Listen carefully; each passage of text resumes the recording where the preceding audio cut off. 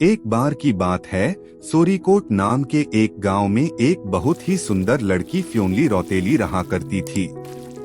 वह अपने पिता नागू सौरियाल की एकमात्र संतान होने के कारण बड़े प्रेम से पाली गई थी। प्रातः काल में उसके पिता अपने कुल देवता की आराधना में मग्न थे और फ्योंली अपने सपनों के राजकुमार के स्वप्न में। शंख बजता और फ्योंली की आंखें खुलती। खिड़की से आती हुई धूप फ्योंली की सुंदरता को और बढ़ा रही थी। उसके बुरांश जैसे लाल होंठ ढलते हुए सूर्य की लालिमा को मात देते थे।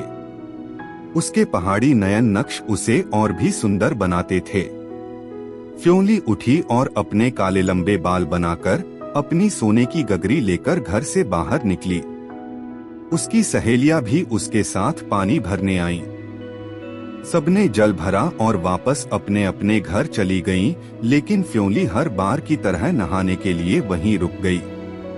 वह पानी भर ही रही थी कि उसने पानी में किसी और की भी परछाई देखी। वह पीछे मुड़ी लेकिन वहां कोई भी नहीं था। ऊपर की ओर देखने पर उसने पाया कि एक आकर्षक युवक पेड़ की डाल पर बैठकर फूलों की माला बना रहा है। उन दोनों ने एक दूसरे को देखा। फ्योंली के नेत्र झुके और गालों की लालिमा बढ़ गई। वह युवक पेड़ से उतरा और फ्योंली के पास जाकर बैठ गया। युवक ने अपना परिचय देते हुए कहा, मेरा नाम भूपू राउत है, क्या तुम मुझे जानती हो? इस पर फ्योंली ने उत्तर दिया, हाँ, तुम्हारे पिता की नजर हमारे गांव पर है।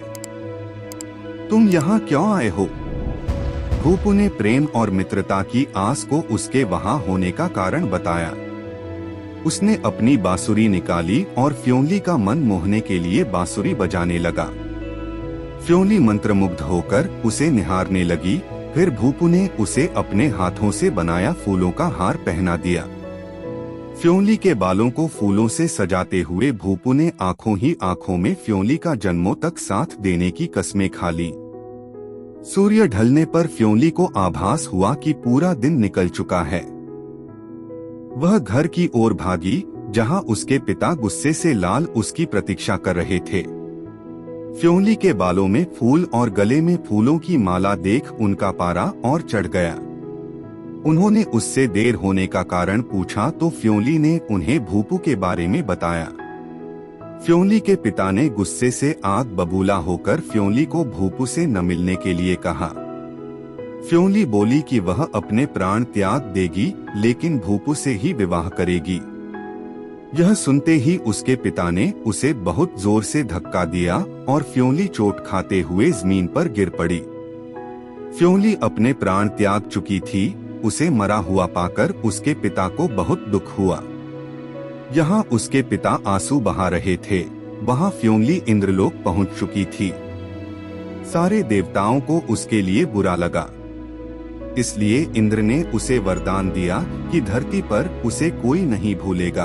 चैत्र मास में उसकी पूजा होगी और सब उसके गीत गाएंगे और कुल देवता की पूजा के समय उसे द्वारा पर रखा जाएगा।